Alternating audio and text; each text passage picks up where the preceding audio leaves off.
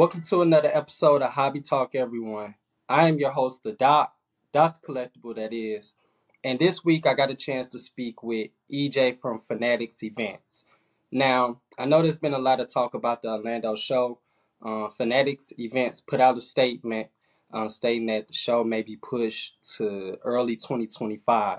So, if you're looking to get updates about this show, make sure to check out the Fanatics Events page. But as well, talking with EJ was awesome. He brought in a lot of insight about the shows. Not only that, spoke on Fanatics Fest.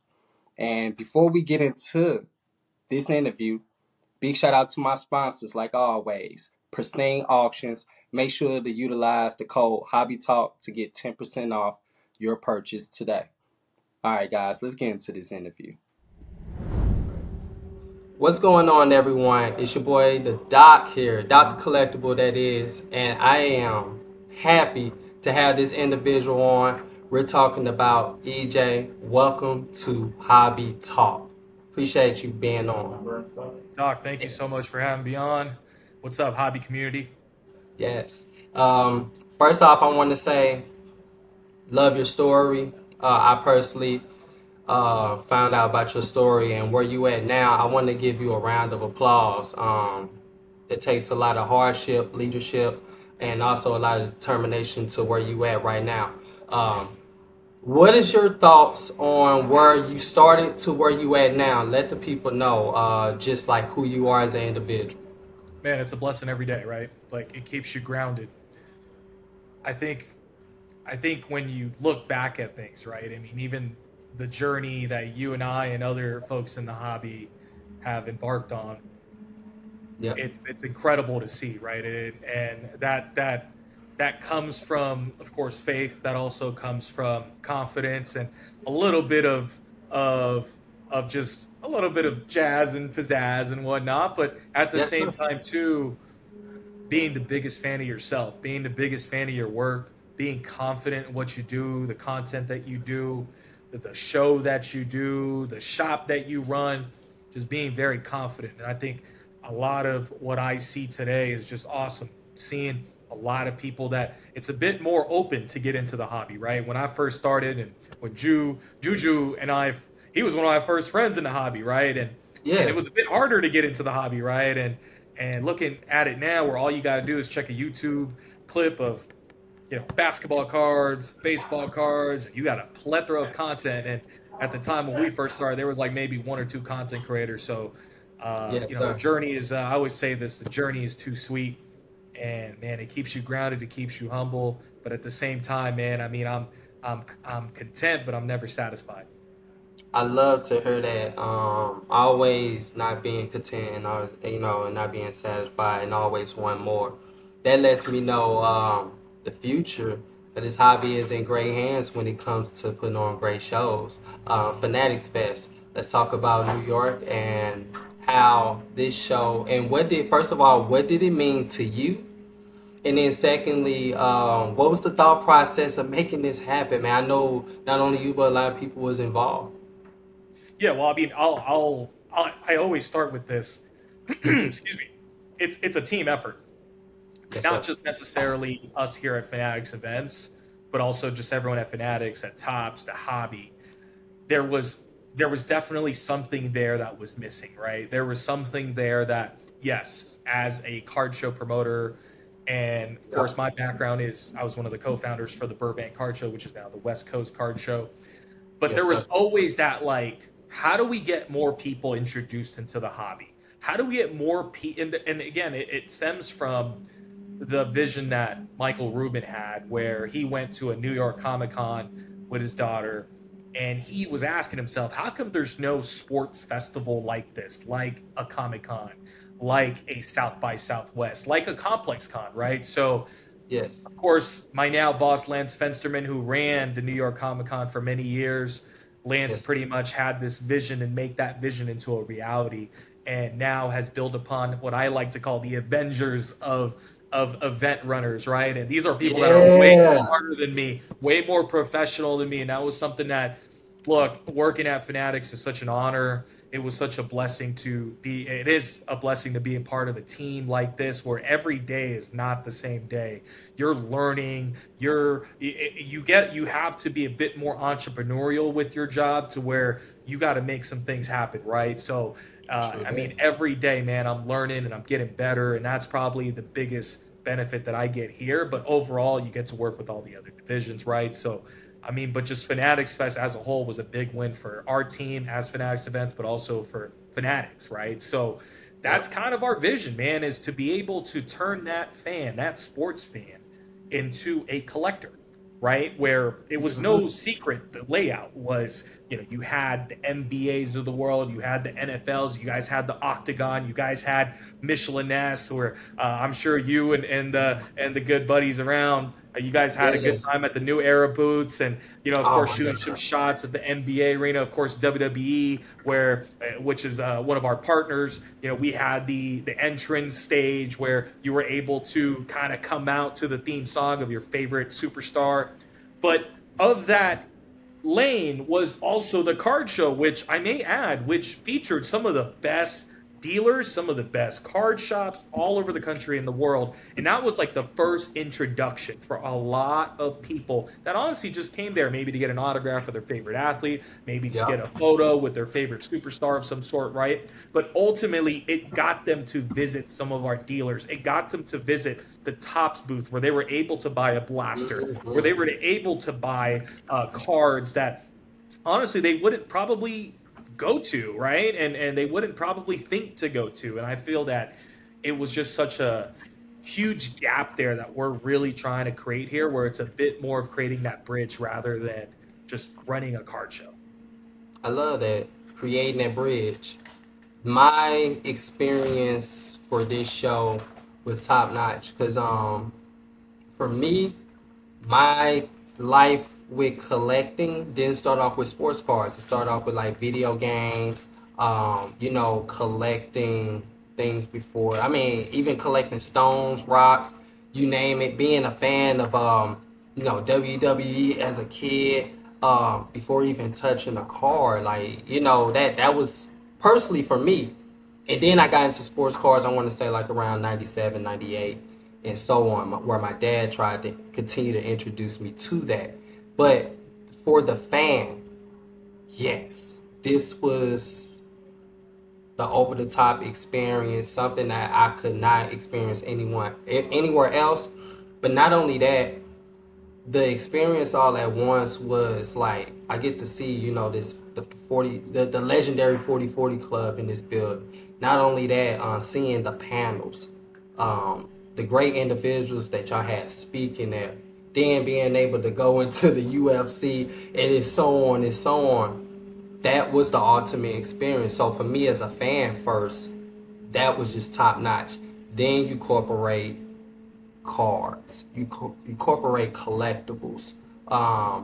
Not even just talking about sports cards, but I've seen some of the best tops Pokemon cards that I've seen in my life. I'm talking like close to $10,000 to $30,000 worth in collection, where I could only see that at this show. So for that, I want to say y'all gave a top-notch experience. And now moving forward, we're talking about Orlando now. What's the mindset for Orlando, and what y'all plan on doing? Just being the focus forefront on this show. So I'll start with this. Fanatics Fest was such an incredible show that it's going Yeah. to be a bit hard for us to stage that within a few.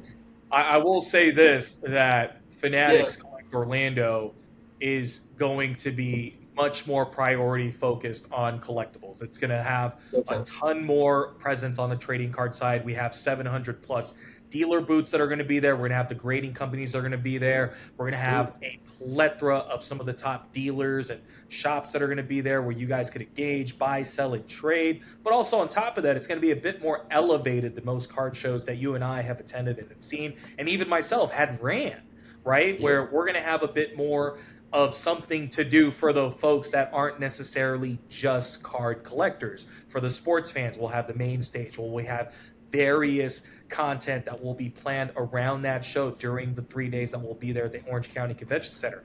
Not only that, we'll also have the what I like to call the Fanatics trademark guests that will be there. I mean, there was, I believe there was T Mac that was announced yesterday, and dude, I was a big T Mac fan growing up, man. Man, My first yes. my first basketball team, I was number one because of T Mac. I'll tell a quick story.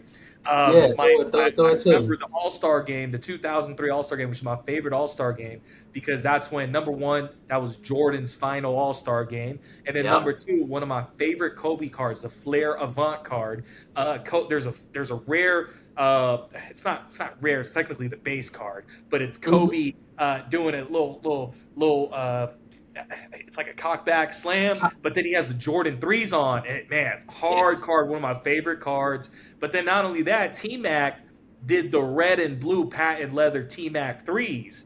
And I remember I Hmm. begged my cousin, man. Me and my cousin are the same age, same shoe size. And I was like, man, Ronnie, look, you get one pair in the blue, and I'll get the all red pair, and then we'll switch it. So we go to foot action at the Delama Mall in Torrance, California. And again, those of you guys that do not know, I'm a Southern California native, Long Yes, Beach, sir. California, the Yes, LBC. Not sir. necessarily where Snoop Dogg is from. I'm from where Cameron Diaz is from. I'm from the suburbs. But besides I the like point, my it. dad ends up buying the shoes for us, and man, the next day I came out styling and profiling. I don't know if you remember, Doc. Maybe you might be a little too young for this, but back in the day, Juju definitely remembers this. Back in the day, it was cool to put rubber band on your jeans.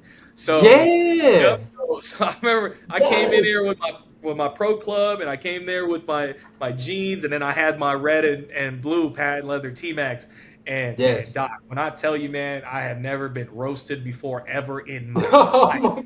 my I God. got so roasted by the teachers. I got roasted by the principal. I got roasted by all my friends. Man, I even got roasted by my sister. Like it was so Yeah. bad, man. I let's just all that to say this. I never got to be as fashionable as yourself and other folks in the hobby. But Man, all please. that to say this, going back to Fanatics Collect Yes, Orlando, sir. maybe I'll tell T Mac that story personally next month. But we had T Mac there. We just announced the Worm, Dennis Rodman. We got a good amount of folks Wow. that we're still, we still got in the bag, man. We still got in the bag. We don't want to, throw it at everyone. And again, may I say, it's Yes, very sir. much quality. It's very much like there's some thought into it before we invite these folks, right? Because we want to Hmm. make sure that there's a sense of not just, hey, let's put as much athletes as possible. Let's throw in this person. Because at the end of the day, we want to make sure we curate the show for the fan.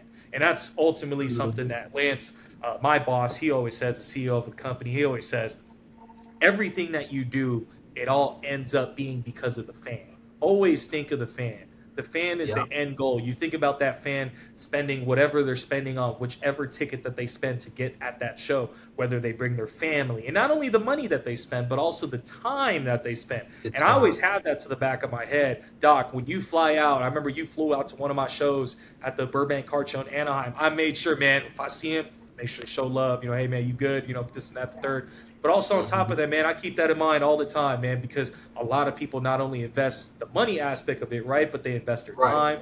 They invest not only some people invest their branding, right? So there's a lot of thought into us creating these shows, and that's why ultimately we're just very humble and grateful that you guys are supporting us.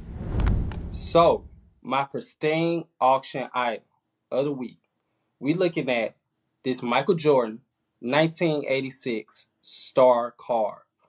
Now, this is in a Beckett 6.5, and it's interesting about this card because a lot of people talk about the Jordan card and what's his real rookie, which I think people talk about the Flair where he's dunking, but then also you got the one where he's posted up on the star card, but also he got other rookie cards in that star package. So if you're looking to get your hands on one of the goats, Michael Jordan, and so-called rookie card that they've been talking about lately, that's been this uproar, then check out Pristine Auctions and get your hands on that item.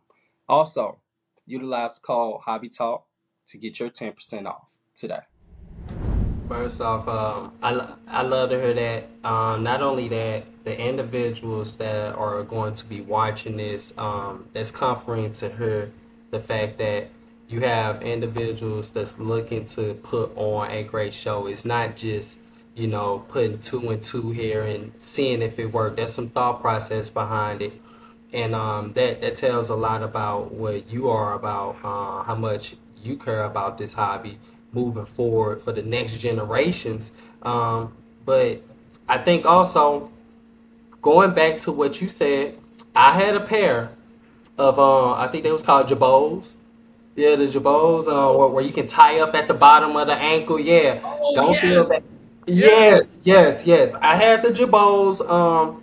So I did used to tie the knots on the back of my pants with the rubber band. If I didn't do it around the ankle because it was cutting off my circulation around it, I Yep. have them tied up on the That was jeans. the And Ti Dem franchise boys days, when you and you're from the ATL, so you live it, right? So yes, sir. yeah, man. Yeah, man. That what a time to be alive, man. Also moving forward with you, and I love the fact that you broke down Fanatics Best and Orlando. I want to get into a little bit of who EJ is about. So going into this next little couple minutes, I want to ask you questions about yourself, Sure. collectibles, and seeing how you feel and going from there. For you, EJ, I want to ask vintage or modern cars these days? So you Oh going man, vintage or you going? I'm all modern, man. I mean, I'm a '90s baby, bro. So the Mm. '90s basketball card. Shout out to one of my best friends, B, Jess Cards, Mike. All those. We have a group chat where we call it the '90s basketball trade up challengers. And it's like, if you caught the if a part of that name, man. I mean, you definitely were early on in the hobby in the 2020s, but definitely, man. I mean, I'm a modern guy, man. I grew up. I didn't have the '90s. Of course, I was born '92, so Hmm. I didn't have it. But I do remember my vivid first memory of sports cards. I had a neighbor, and he was my dad's friend, and I remember he didn't have a Zion case, but he had like a Pelican type of case where it was like a gun case, right? And he had nothing but Kobe's, and they were all in screw downs. Not the one screw down, not the one that's on the middle, but the ones where it's on each edge. Each And end, man, yeah, yeah, yeah, yeah. he had every Kobe rookie card. And at the time, of course, the Kobe rookie cards weren't as much as they are now, right? And I remember that was Yep. like my early memory. And then, of course, everyone has the same story as myself is LeBron era, right? It was '03. But me and my same cousin, I did the T Max switch with. We were big Jason Richardson fans. So we had a Ooh, I neighbor love who him. Joe Rich. If you watching this, bro, Joe Rich was actually a card dealer back in the day, right? So we would go to his house, and I'd see nothing but game used cards, those old upper deck game used What? cards. And I remember I just fell in love with it, man. I fell in love with it. Me and my cousin got into it. I remember we pulled a Jason Richardson game worn card, and that was like some of my favorite moments of my early stages. I remember Beckett magazine back when LeBron first came about, and I remember seeing the exquisite LeBron RPA and seeing like, man, who would spend 20K for that card? Or a Jambalaya, where like at the time I think the Jambalaya was worth like a couple $1,000s. It was such a Yep. crazy odd pack odd to open that and to even get a Jambalaya, let alone a LeBron rookie, right? So I I know mean, that's I was so entertained and enamored by cards, and I had a phase for about 2, 3 years before high school where I was doing it. My pops was doing it. I wish my pops he's in the room right now. He can tell you some stories, but my pops. I remember my favorite story. I'll say this. My favorite story with my dad Hmm. is and going back to Delamo Mall for you Southern California folks. You guys know what the Delamo Mall is. There was a sporting goods store right next to a Foot Locker, Hmm. and and the sporting goods store had Flair Tradition, '03 Flair Tradition. And I remember buying the pack. The pack was around $2, $2. And opening it, and it was what I remember exactly. Just like this, is how old I was. It was like the blowout forum days back in the day, and they Hmm. called it the Tiffany pack, where it was all the Tiffany. It was all the Tiffany variations. And I Yes. remember pulling the Tiffany, LeBron, D Wade, and Carmelo rookie, the trio rookie card, which is still one of my favorite cards. I got a couple in the vault, but that's the card that I always look at as like one of my Mm. favorite cards, and I was able to cherish that moment with my pops. So, and it's the funniest story, man, because I thought I was rich. I was like, Right, yo, like right, right, right, right. The Nintendo DS is coming out. I'm about to slay 10 of them, right? Man, I Yeah. ended up going to a local card shop. I'm not going to say who because maybe they might still be in business, but they could be. They could be, Doc. They could. They went by the Beckett value, and they minused it by like 30%. Yes, sir. But overall, man, I mean, those are some like early moments of like collecting and just. I mean, my first national was '06 in Anaheim, right? So Yeah. I was 14 years old. I went with my pops, and man, thinking about it now, to be able to run a show, the Burbank Card Show in Anaheim, was such a huge accomplishment for myself and Rob and Jay and our team. And man, it was such a dream come true because you talk back of the journey, right? And you think about 14-year-old EJ who was just a fan and now running one of the biggest shows in the world. Uh, in Anaheim was incredible. But no, man, the journey's too sweet here. Brilliant, man. No, seriously, that's what it's all about. I experienced one of my first biggest shows with my father in this hobby. And to be honest, my dad been in this hobby for all his life and never even got a chance to I think I met your dad. I met your dad at the National, right? Yeah, yeah, man. Hey, shout out to that was his first Pops one. Collectibles, man. Shout out to the Yeah, OG man, Pops. my father. Yeah, Man. That's yeah, that's where I'm able to relate with you on these stories and when you break these things down. Um, I feel like that's what the hobby is all about. right, It's about that collecting, but also it's about that the moments that you right. are able to cherish, going a long way. So yeah, man, shout out to Pops. I know Pops gonna be looking at this, so Yeah, I'm man. glad you Big gave him a shout out to shout. Pops. I ain't gonna lie, he's gonna be watching this. I'll share this, man. I mean, in a hobby where a lot of the high end stuff is glorified. And look, I've Yeah, once owned and traded and still own some of these high end pieces, right? I yeah, think what's overlooked is the value boxes and being able to dig on those value boxes and starting your journey. You could start off with $10, man. You could start off with nothing and do a trade up challenge. You could start off yes, and just tell people, hey man, I PC Dwayne Wade and who knows, man, someone will, hey man, I heard you were a Dwayne Wade fan. Hey, here you go. Like the community, the hobby community is so great. And I think beyond myself being in the industry and working full time in the industry, that's one thing. And I'm eternally grateful for that. But also, number two, just being a part of the hobby community. Because again, I think a lot of people don't know. Maybe I do a good job of hiding it. But yeah, at the same time, of all the business conversations that I do and all the push and into promoting shows, I think a yeah, lot of people don't know I'm from the hobby. yep, I credit a lot of, if not all, my success to the hobby, and that's why there's a lot of pride in me delivering and pushing a lot into the narrative and making sure that, hey, look, we're not necessarily, yes, it's a business, yes, we're pushing it, but at the same time, we're also looking at it from a landscape where we got to grow this. We got to grow this not just necessarily for us here, but also for yourself, for your team, for your business, for the shops. Like we're thinking yeah. about that, and we haven't even talked about international, where I'm sure you get it, Mhm. where you got folks that are international that's never met you, but they watch your content, right? They want to one day attend a Fanatics event, and that's something that we're looking forward to is ultimately meeting these people. And again, like what I said earlier, creating that bridge. And once that bridge is created, it's going to be a lot easier for people to come through and ultimately get more educated. Man, I couldn't even say that better myself, yo. Well said, because I feel like for me, when I see these kids, these young adults at this show, these are the future car show owners, the car shop owners, the ones that's going to give a diversity of opportunity for their next 10 or 20 employees that they may have in their business. I think about that. I I want to be able to talk with individuals like you, but also like myself to spark the mind of the individual that could actually Yep. change the world. Yep. I always And say this, man. Oh, sorry to yeah, cut you off. no, go Uh, ahead. I always say this.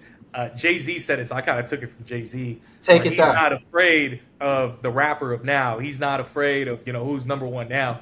He's afraid of the dude that's eating the Apple Jacks and he's just writing. He's 11 years old. It's that J Cole track. I remember it's in a. I forgot. Is it Sideline Stories? I forgot which song it was, but it's always that Yeah. mindset that I have, man. I think a lot. That's a miss too. Is look, man. I mean, not everyone's perfect. We all have things to work on, right? But you could get a lot from the OGs and the people that came before you. You could get a lot from the people of now and really understanding. Because you and I know the people that were the top dogs, 3, 4 years ago, that list has changed mightily, right? And Yeah, and I think the two yeah, things that a lot of people don't understand is, I look at card shows, and again, we're here to help card shows too, right? Um, is there's a card show in Arizona. Shout out to my boy Cole. He runs this card show called Arizona. It's a show in Arizona called Collectibles in College. And I remember I yeah, pulled up there, and man, it was just the sweetest thing. His mom, his dad, his girlfriend, his brother, his sister, his cousins, everybody, his neighbors. Even I got to work the line, man. yeah, It was yeah, yeah. effort. And I remember I asked Cole, I was like, hey man, how old are you? And he was like, I'm 22. And I was like, I said, bro, what? I mean, that's like the notion that I realized that you could learn a lot from a young guy like a Cole. You could learn a lot from guys that have came before us that's been doing this for 30, 40 years. I think we just need to find a medium ground here, and maybe you and I help solve that together, right? But at the same time, there needs to be a bridging of the gap on that. And Yeah. it goes back to what Jay-Z said, man, where, he's not necessarily afraid of the dudes now. He's afraid of the dudes that are coming up. And then the secret to that is just being relevant, just staying relevant, just keeping up with the trends and making sure that, hey, look, I mean, if there's something that doesn't look like it doesn't look as healthy as you think for the hobby, maybe that's something where you back off a little bit. Maybe it's something that's, I don't think there's enough eyes on this, but there's a lot of value with the hobby on this. Maybe we support a little bit more of this, right? So, Yep. there's a lot more entails that comes with it. And again, I'm not one to have the answers to everything, but those are kind of two things that kind of stick to my head here. Is definitely those two things. I like that. First off, I wanted to leave off with something like that, with you giving some word, but I ain't gonna lie, you just broke bread with us real quick on that. I don't think I could like end this segment even more with what you just spoke on. Last but not least, where can the people find you on social media? Is there anything for us like social media presence that you want to let the people know how they can either reach out or just to see what you're doing? Yeah, for sure. Well, first off, Fanatics events at Fanatics events. Make sure you guys check us out. The team Yes, and I sir. have been working mightily, not just for Orlando, but also for 2025. We're very, very excited that the shows that we're announcing and the dates are coming soon. I think that's the biggest question I get for 2025, but the dates are coming soon. And then if you guys want to check me out personally, it's dynasty.ej on social media. Make sure you guys say what's up if you guys see me at a local show or in Orlando. Hey, can't wait. Can't wait for Orlando. EJ, y'all, I appreciate you being on and even being a guest, but not only that, breaking bread with the individuals that are going to be watching this segment. So, furthermore, I hope nothing more but success come your way. You has been an inspiration to me as well coming in this game. Seeing you doing your thing for us with shows to where you at now. I mean, that's what I would want to do with shows. I want on the media side. I want to be able to show individuals that are at home that can't come to the show to feel like they're at the show throughout my content. So through you and through opportunity that I've had in the past, I appreciate that and thank you for that. And I want to say it helped catapult me to where I'm at today. So thank you and what you have contributed to this hobby so far. And I know there's so much more that you have to bring to the line when it comes to fanatics, baby. Hey, thanks, man. Thank you guys for watching. Doc, you're the man. Talk soon. Yes, sir. All right, everyone. I appreciate you jumping in on this interview. I appreciate EJ for giving us a lot of insight on the events, and not only that, him alone and what he's about and what he's been able to bring to this hobby. So once again, Pristine Auctions. Make sure y'all check them out. They're my sponsors, and as well utilize that code Hobby Talk today. Let's get it.